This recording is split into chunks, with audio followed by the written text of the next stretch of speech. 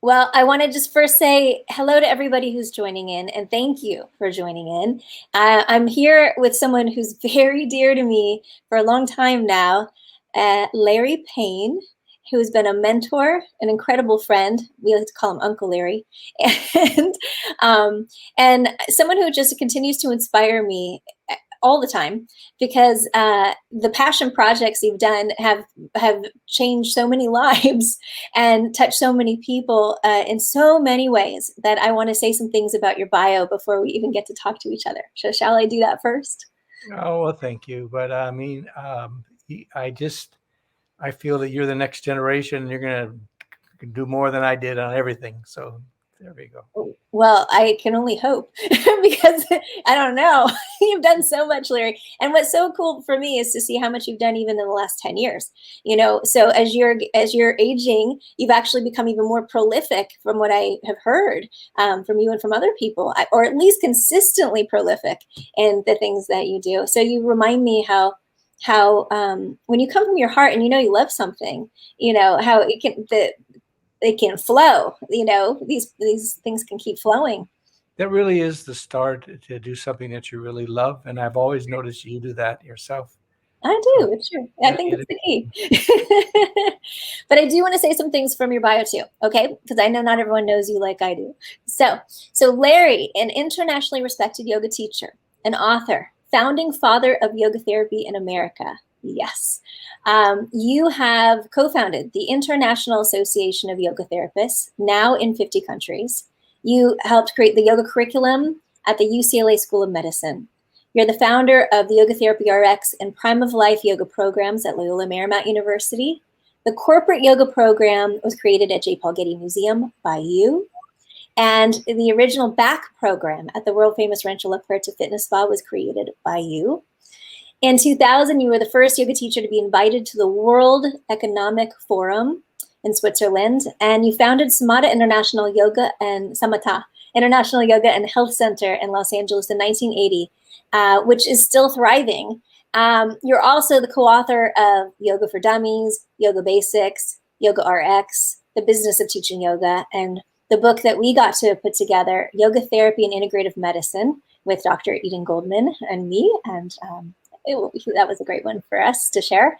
You were also featured in the Prime of Life Yoga and Yoga Therapy RX series. And most recently, I love this project, you have been the author of AARP's Yoga After 50 for Dummies, which I think is one of the most exciting projects of yet, because you're really highlighting and getting out in a grand scale that yoga is not just for the young 20s, or people can put their legs behind their heads, like River, my son, can do that, no problem. But as we get older, people need to be reminded that yoga can be accessible and that it can be completely appropriate for all ages of life, right? absolutely. And when I appreciate you saying all this stuff. I'm a legend in my own mind. Yes, you are. And in mine too.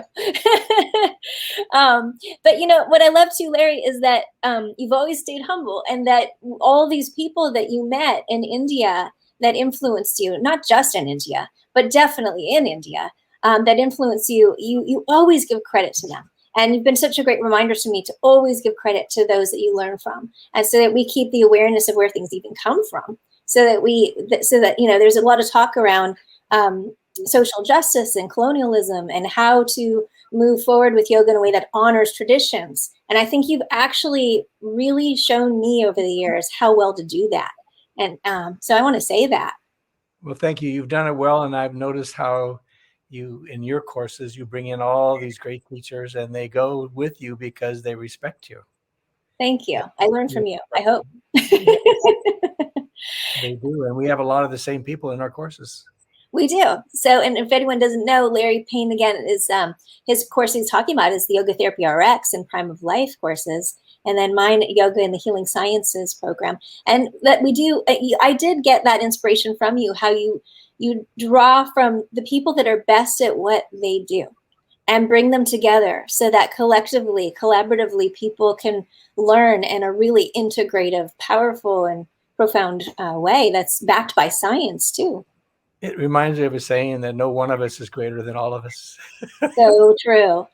And I keep, and the more I hear about some of the greats that are great at certain things, sometimes they had other sides they weren't great with, but then they did add so much. And then if we come together collectively and keep sharing and supporting those traditions, though, it is always greater. Yeah, always. Absolutely. Yeah.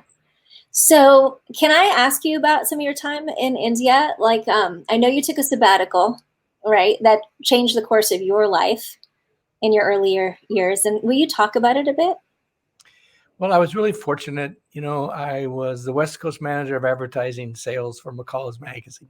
And that's like, that kind of business, the more you do, the more they give you until, you can't, I had all these tics and my back was bothering me and everything. And so somebody dragged me to a yoga class. And at the end of the class, my back pain was gone, my tics were gone, and it lasted for 4.5 hours. So I never looked back. I went and found a yoga teacher in my neighborhood who was great.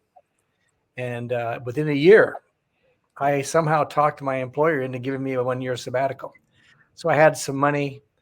I had a camera. I had a press pass, from McCall's magazine. And I just took off and I interviewed and studied with people in 11 countries. But when I got to India, I knew that's where I wanted to be. And almost nobody turned me down. So I got to study with these people when they were, alive and flourishing, and all the ones that we, meant so much to us in America. So I got lucky. I really did. And I'll always treasure that time. Yeah. And so can you name some of the people that most touched you on that path in the early days? Krishnamacharya. Yeah. Big. Deskachar, his son, Indra Devi, A.G. Mohan. Yeah. And Deskachar, when I asked him to study privately with him, he asked me if I would do a tribute to his father in America. So I said yes. So he told me how to approach his father, what to say, what to do. And his father gave me a 20-minute ceremony, Krishnamacharya, to bless the journey, So we had all these people come to the Manly P. Hall Philosophical Society in Los Angeles. And then afterwards, there was a party at my studio, at my home. And then I made it into a video, and now it's actually available on digital.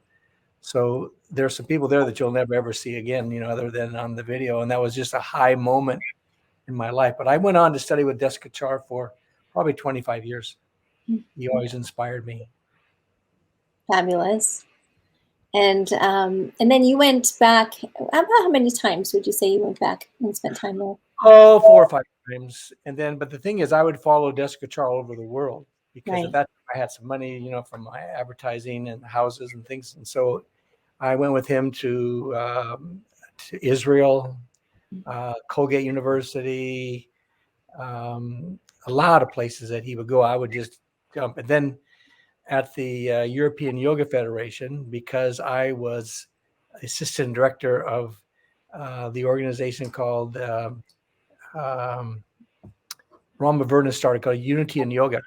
Mm-hmm. And so I got to be the representative, and I went there and I hung out with Satchidananda, Yogi Bhajan, all those kind of people. And he was there, of course. So there were just great moments in Europe, in Israel, in America. And I just very fortunate timing. Well, I think when I always had a sense that yoga should be hopefully geared for the person and the individual, right? But it was really, I think, through you that I really got that in a deeper way.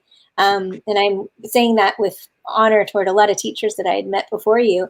But I remember hearing from you just how much that was emphasized through Krishnamacharya, the importance or the distinction of different kinds of practices for different ages of life. Can you talk about that? Sure.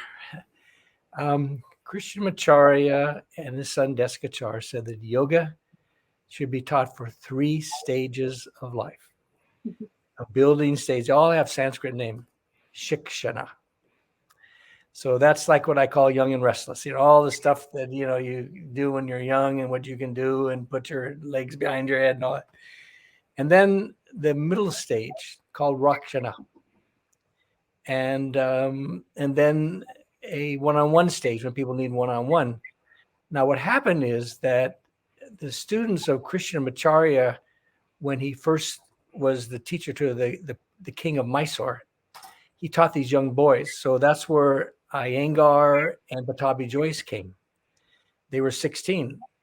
So when they, as adults, came here to America, I think they really influenced greatly to emphasize that first stage, and so that's why right now 80% of the yoga that you see has something that says flow in it, Right. and as a consequence, 30,000 people went to emergency rooms that were boomers that went to the wrong class. Yeah. So, it goes, like to this flow yoga, and then it goes to chair yoga and restore, nothing in between. So when Krishnamacharya got his first ever middle-aged Western student, his name is Dr. Albert Franklin. He was the ambassador to India. He started to teach differently. And right after that, Dr. Franklin, and he blessed my studio. I came out here and blessed my Samata studio. And so the name of the style he was teaching changed to Vini Yoga. And there was the original Vini Yoga were people from Europe, Belgium, and France. And then came the Vini Yoga America. So me and Richard Miller and Gary Kraftsow, Sonia Nelson, we were all charter members of Vini Yoga America. And, Vini Yoga really means you treat the whole person, no matter what your age is. But for whatever reason, the stuff that stuck was more for the people in the middle stage, because there was an emphasis on the breath. There was an emphasis on function being more important than perfect form, that you move in and out of postures before you hold them. And this creates this thing that a lot of physical therapists know about called proprioceptive neuromuscular facilitation, PNF. So if you tighten the muscle before you stretch it, it'll go further. So there's a couple ways to do that. One is somebody stands behind you and just, gives you an isometric. Yeah. The other is if you just move your leg up and down, and to keep it from crashing, has to tighten. So that is very good on the joints and, for people not getting injured and all those things. And the other thing that he did that was different, he said it was okay to have forgiving limbs. So when I first learned from Iyengar, I started with him for weeks and privately, hey, you lift your kneecaps, everything had to be perfect and form. Krishnamacharya for the Vini Yoga says, no, you can soften your arms and your legs, because what's the most important thing in aspect and when you're aging is your spine. You walk in a room and people bend over, that's they show their age. So if you allow your arms and your knees to be soft, if you need to, then really affect your spine. Now, there are some people in their 60s, 70s, 80s don't need to do that. And they're not usually men. They're women. So this has gone a long ways. And I just saw most recent 2009 census. There's 110 million people just in the United States that are over 50. And for the yoga teachers out there who are in the young and restless category, just tell you a little advice as a yoga teacher. One of the ways you make a living is private lessons. Guess which group can afford private lessons? Not young and restless. So these people need your help no matter what age you are, as a teacher. So then what are some other key points that Krishnamacharya used to emphasize for people over 50? I'm curious. Well, those were the big one. I mean, his big focus was on the breath. The breath surrounds the movement. That the function is more important than the perfect form, because the back is what keeps you from,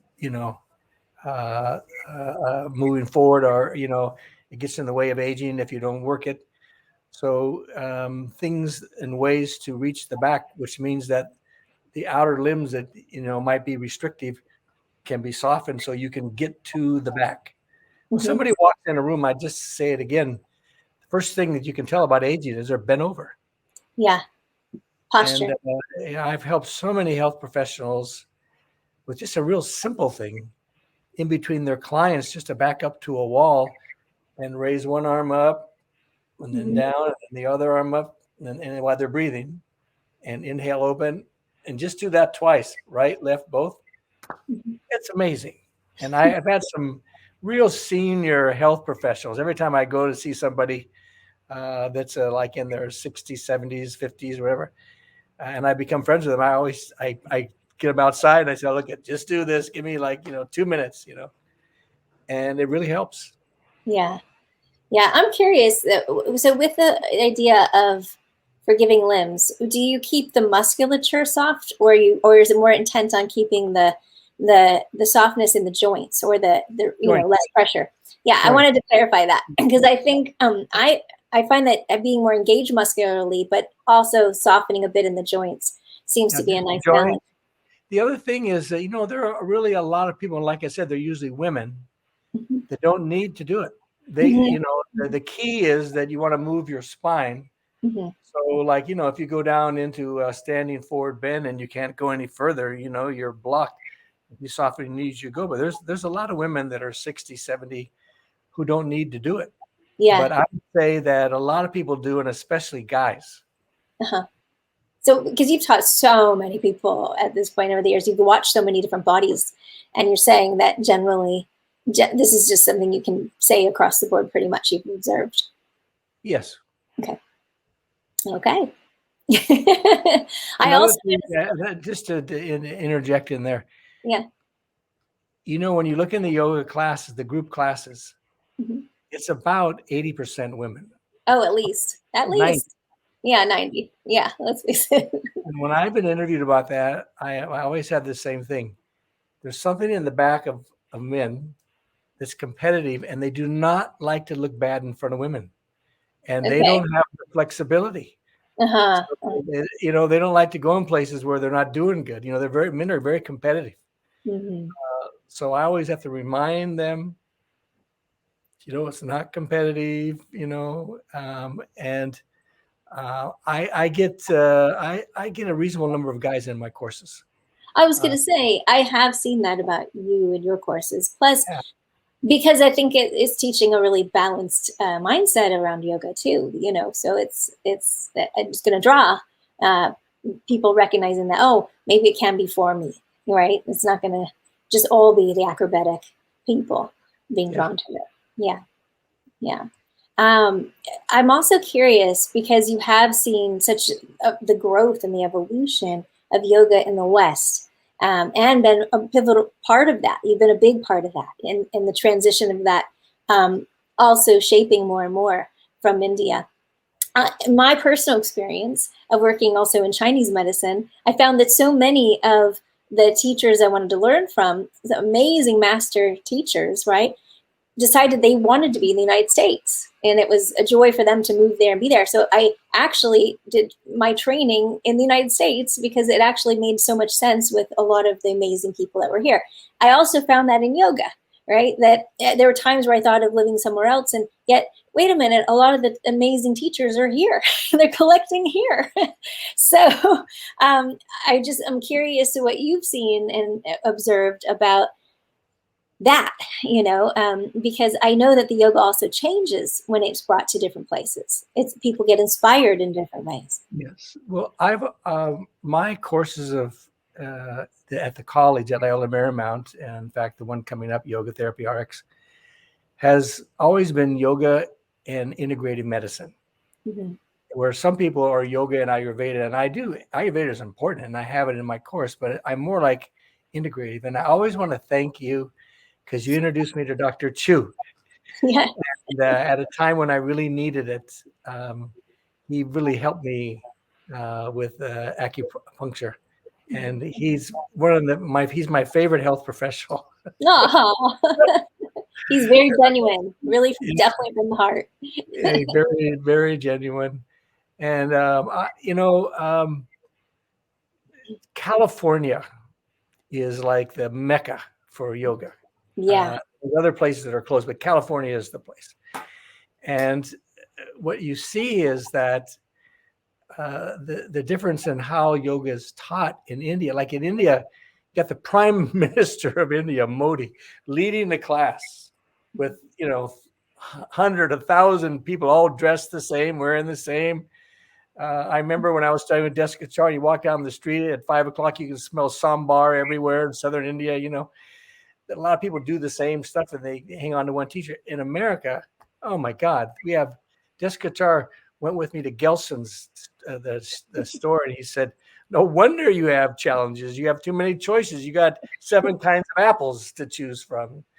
So in Santa Monica and Venice alone, before the pandemic, there are like something like 100 yoga studios. Yeah. Like unbelievable. I know. And and then somebody comes into town and you go to that workshop, and we have people doing hot yoga in bikinis. We have yoga with goats, yoga with wine, and now even yoga with pot, and that you wouldn't see that in India. No, absolutely not. We are an interesting breed here, how we Americanize stuff.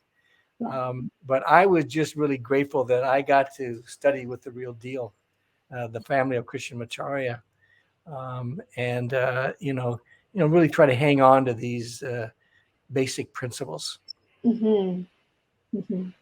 Yeah, I'm grateful too that you have carried it forward, and that you've clarified some of the ways that he distinguishes or clarifies what's useful, most useful.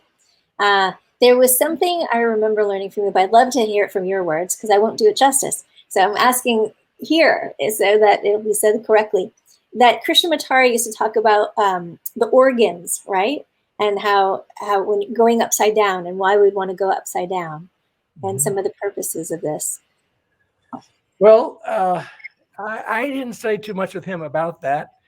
And also, this man who studied with him, his first Western student, he was doing like headstands into his 80s and he had a stroke. So it's like there are some limits, Yeah. There are some limits. But there are gentler inversions as well. I mean, even just doing the bridge pose. Yeah. But I remember or some of the things we were talking about the organs being in the sacks. Yeah. And some of the things that he used to discuss around that topic. And that we're moving the sacks around, and not just maybe I'm putting on the spot and we can't remember right now. Well, it was not something that I spent a lot of time with him. Okay. But hanging sacks in some, like for instance, here's what I have found. The safest inverted posture is the half shoulder stand, Viparita Karani. Mm-hmm. And when I went back and studied, about these things, that was always one that was like mentioned as having a lot of benefits without a lot of problems. Mm-hmm.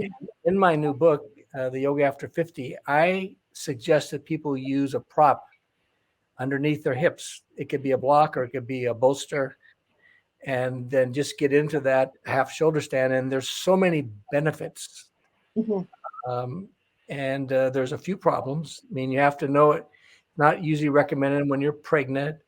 If you have a hiatal hernia, if you have GERD, if you have unchecked high blood pressure, if you have what is called retinopathy, something in your eyes, usually people that have, stage 1 diabetes or something like that. But other than that, oh my God, the first thing that happens is that when your feet are upside down, the circulation is going with gravity. When you're standing, the venous blood goes back to the heart against gravity. So now all of a sudden it's going with gravity. Mm-hmm.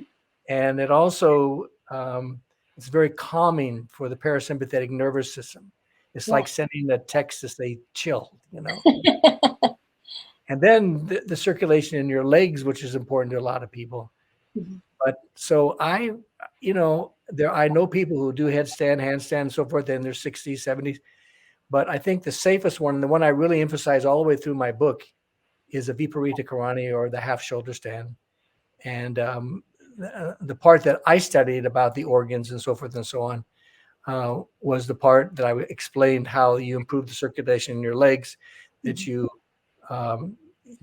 ease the venous return blood going back with gravity, and that you send that text message to your parasympathetic to chill. Is good stuff.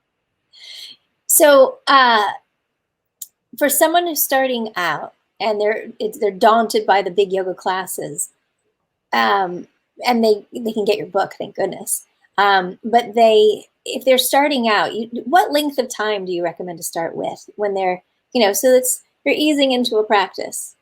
What would you think? Well, when people see me privately, and I am available on the internet now, samata.com, Samata, for private sessions.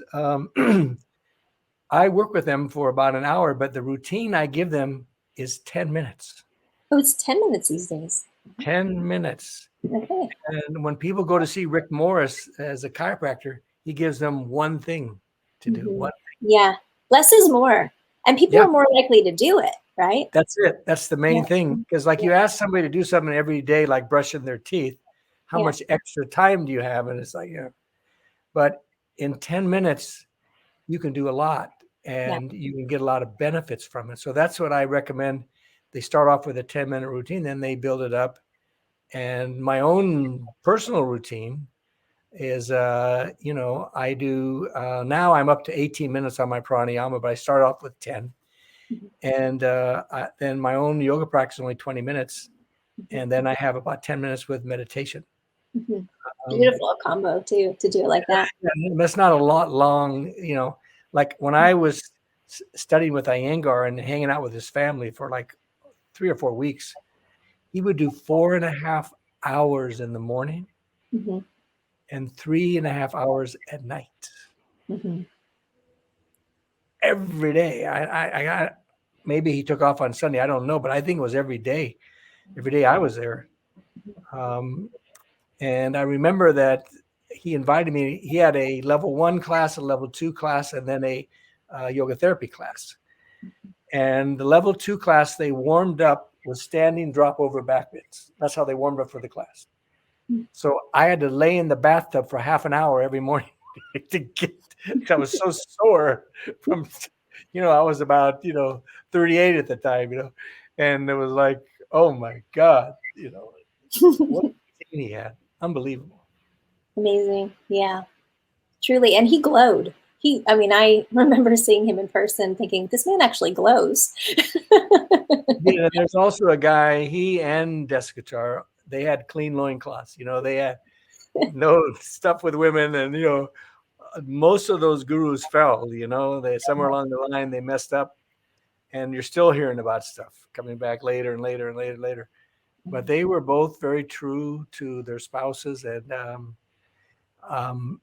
B.K.S. Iyengar married Krishnamacharya's sister. No, Krishnamacharya married Iyengar's sister. Oh, it was like that direction. Okay. Yeah. Okay. And Iyengar's wife died very young. She had some problem. So he dedicated, I think, Ramani Iyengar's studio to her. And it's a very great example. Great man.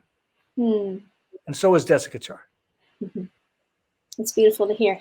I like to hear these stories. Anything else we want to cover today before we say goodbye here? Well, you've been so kind to me. I'd like to talk a little more about your courses. And no, really, because, you and Eden both have taken the same format where you take these great teachers. I just heard your interview with Robert Bernberg. It was excellent. Oh, thank you. My courses too.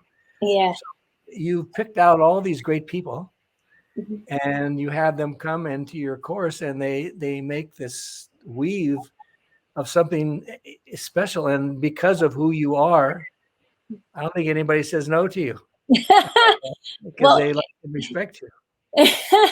Well, I think I do sometimes find it a miracle when they say yes. Wow, they said yes. But it's been a delight that it keeps happening. Yeah. And I do believe that people sense your intentions. And if you really love what this is about, yoga and the philosophy, the teachings, the path, because it's a path, then I think anyone else who's really on that path can sense it, right? They can feel it.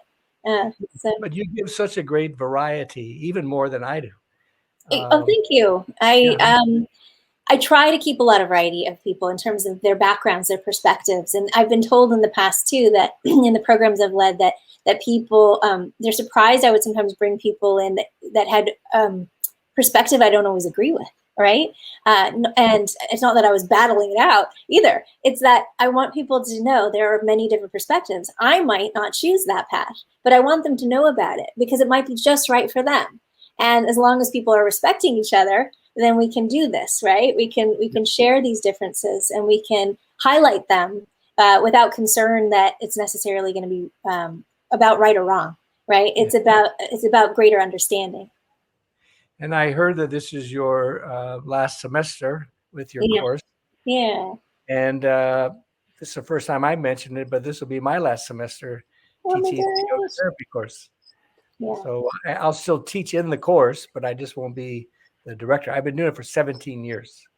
So it's time to step up, I know. I feel honored that I continue to be part of your courses too. And I hope I continue to be beyond you being there. Yeah, I'll use my best influence on that. Oh, thank you. I just hope that I think for anybody who's interested and passionate about yoga, that they just keep learning, right? Because one thing I have learned from you too is that to never stop, that there's so much to learn. You couldn't possibly learn in one lifetime. And even when I thought I understood something, part of why I kept leading the programs at Loyola Marymount that I've done for 12 years now too, was because every year I'd even hear some of the same presenters and some new ones, and I'm always learning fresh. I feel like, oh, wow, I got that now in a new way. And it's such a beautiful tradition, the philosophies, the styles, the people. There's so much beauty in it and so much to gain. So I want to thank you for being part of my path in an enormous way, Larry, and for paving the way. I have my favorites. Oh, so sweet. I'll take it. And I have my favorites. Thank you very much. You're just a lovely hostess, and we covered, I think, some good stuff. Yeah, agreed. So we'll leave it there today, and I want to just thank anyone who took the time to get all the way to the end and listen to all of this. And we're going to post it forever. All right, and send me a link. I'll post it on my stuff too. Absolutely. So you can stay with me, and then we're going to end the broadcast for now. Thank you, Larry. Love you. Thank you. Love you more.